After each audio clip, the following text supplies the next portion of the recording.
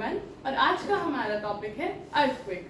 तो जानते हैं क्यों आता है अर्थक्वेक्स एंड कैसे इसको मेजर करते हैं, कितना डिस्ट्रक्शन क्रिएट करता है, कितनी तरीके की वेव्स निकलती हैं। So let's start.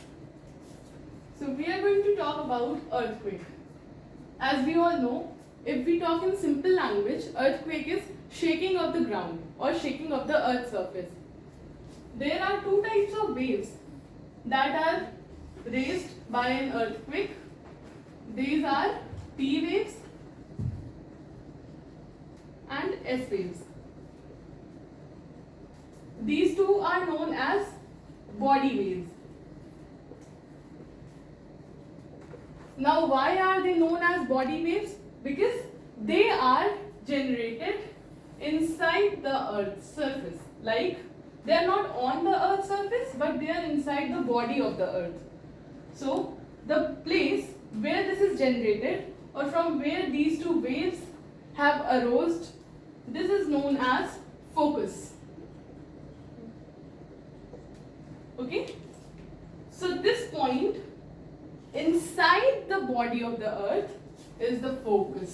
Okay, and the surface over here, which is the nearest to the focus, is known as the epicenter. Okay, so this is the focus, the nearest one is the epicenter. Okay, now let's understand how can we know that that we can judge from where the earthquake has arose, or how can we judge the intensity. So as we all can see that this wave, the name is primary waves, and this one is secondary wave. Okay, so why is the name of P waves primary waves, or why do we call them as primary waves? Because they are the first one to strike the surface of the earth. Okay, these waves are first one to strike the surface of the earth, and these are the fastest waves. So these are the ones through which we can understand where the earthquake has arose from. So now the question is that what is the speed of this wave?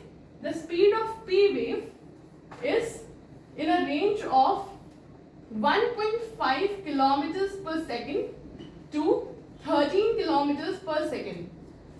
So what is the thing is that it can be anything between this range. It could be 5 kilometers per second, or it could be 12 kilometers per second. So these waves are really quick and they strike the earth's surface fast. And about the secondary wave, the S waves are 1.7 times slower than the P waves.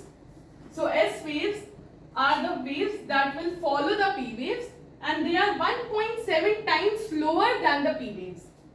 Now let us see that are there any other waves as well through which we can understand, or which are generated while an earthquake is occurring, or when earthquake occurs. So yes, there are two more waves which are generated when the earthquake occurs, and these are surface waves.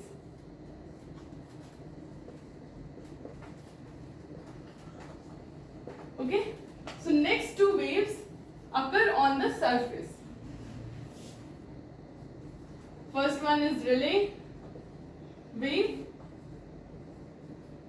and the second one is important, it's love waves.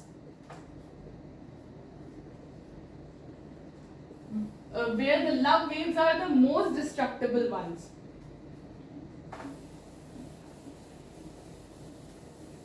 Now let us see the pattern these waves follow. We will see how these waves move. Okay, so first one we had talked about is P waves. So the P wave moves straight. Okay, like let's see, this is a medium. Okay, this is a normal medium, and yeah, the most important thing is that the P waves, okay, let me share this over here, and L waves. The P waves can influence all the three mediums, which is gas, liquid and solid. These waves can go through all these three mediums, but the S wave can only pass through the solid medium. Okay? And the L waves, that are love waves, these can also pass only through the solid mediums like ground surface. Okay? These cannot disturb or these cannot pass through the liquid or the gas medium. Yeah, so we were here. Like when we are talking about P waves, this is the medium. A normal medium, it could be anything. It could be gas, it could be liquid, it could be solid. Because these waves can pass through every medium. As soon as this wave would strike this medium, let's imagine this wave strike this particular area, this medium will start squeezing like this. This medium, like if the S wave will pass through this medium will get to squeeze like this. Okay? As soon as the wave would pass and would leave this medium, this particular place of the medium, this would expand again, and the next medium, the next place in the medium would start getting squeezed. Okay? And then this would pass this place, the medium would expand again, this would contract, expand, contract, expand, contract, expand. So what we have concluded over here is that the P waves move in a straight direction, and this is why they are the fastest waves. Now talk about the S waves. Now we are going to talk about the S waves. Okay. So if this is a medium and this is being struck by the S waves,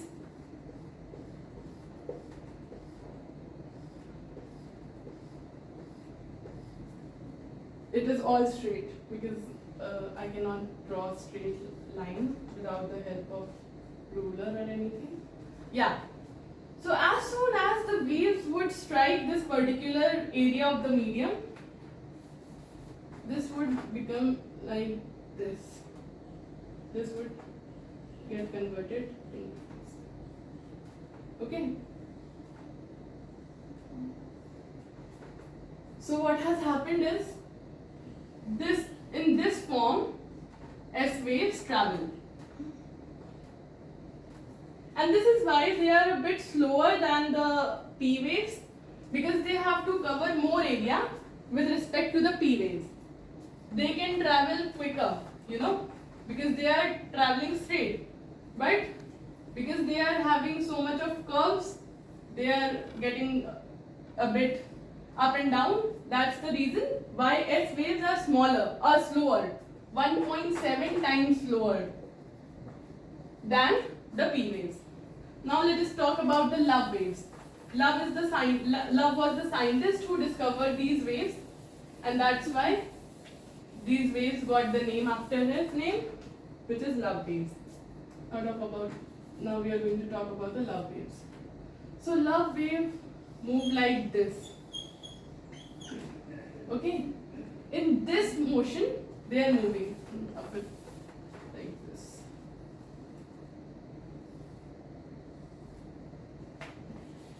This is the way love waves are moving. And these are the most destruction creating waves, because they are the slowest of all waves. Now let's try to understand why these earthquakes take place. There are many kind of reasons. There are many reasons behind earthquake. So some earthquakes are volcanic earthquakes.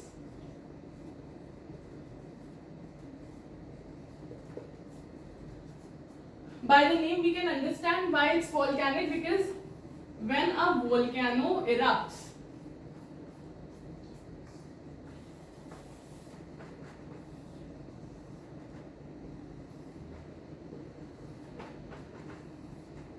this kind of earthquake occurs. Like as soon as a volcano erupts, it disturbs the earth's surface, and volcanic earthquakes take place.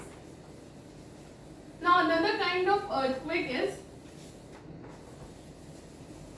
plate tectonic earthquakes, or we can call them as tectonic earthquake.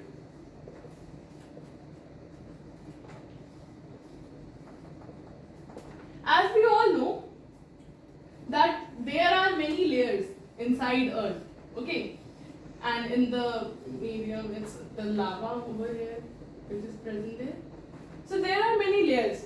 So sometimes what happens that there are a bit of disturbance and like this few layers collapse or they get onto each other. So due to this kind of movement, earthquakes sometimes take place, and this is known as tectonic earthquake. Okay, this the earthquake which occurs or take place due to plate movement inside the earth. These kind of earthquakes are plate tectonic earthquakes. Okay, now let us see what is next. Now sometimes what happens that we are humans. There are some earthquakes which are created by us as well. We are the reasons behind it. Because sometimes we do a lot of experiments on nuclear power plants and also as soon as we blast few chemical explosives inside the earth's surface or under the this land, okay, under the ground, these are also the reasons behind earthquake at times. So earthquakes occur due to this as well. Okay. So these can be called as man-made earthquakes, or there are many names for it, like earthquakes due to chemical explosions and all. So these were the types of earthquakes. There are many reasons for earthquakes. There is no single reason for it. Many reasons can be there, but these three were the major ones.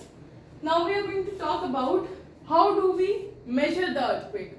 So there are two scales to measure the intensity of the earthquake, because we need to measure it, right? If there were many experiments which were done, like people used to experiment this thing that if a earthquake strike on these two places, okay, and over here there are few places, there are few buildings, there are houses, over here as well there are houses, and over here after an earthquake something around 3 houses, or not 3, we are taking an example only. If there 3 houses are destructed and over here 4 houses are destructed, it means the earthquake over here was more disastrous, it was having more intensity than the earthquake which was over here. So this philosophy was total flop, just for because if we see over here, maybe the houses are not well built.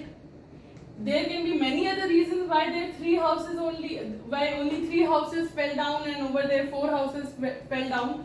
So this was the reason why this theory was not accepted, because how many houses are falling, what kind of destruction is being created. This can be a reason that the earthquake was having more intensity over here and less over there, but this cannot be an appropriate reason. Okay, so there were 2 things, like there are 2 scales. One is Maxwell scale, and the second one which is used right now, that is Richter scale. These have the markings between 0 to 9 or 10. Okay, at places it's written 0 to 10, but basically it's 0 to 9 or 10, because 10 is the rarest of the rare earthquake, and this one is the most destructible earthquake, like it would create most destruction.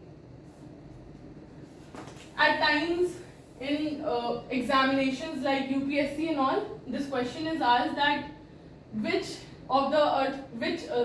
what intensity of earthquake is the rarest. So the 10 is answer. 10 is the answer, because this is the earthquake which can create most destruction. Now one more question is asked, like 0 and 1, okay, then 2, then 3 and so on till 10 or 9. We will take 9 because 9 is something which we can relate to. So what is the difference between these two? Like if there is an earthquake whose intensity is 3 and there is an earthquake whose intensity is 2, what is the difference between? So we can say that the earthquake with intensity of 3 is 10 times more destruction creating, or it has 10 times more power than the earthquake of 2 intensity. Okay? Like it is 10 times more destruction creating. This is a question of general awareness. Not many people know about this, but this is a fact.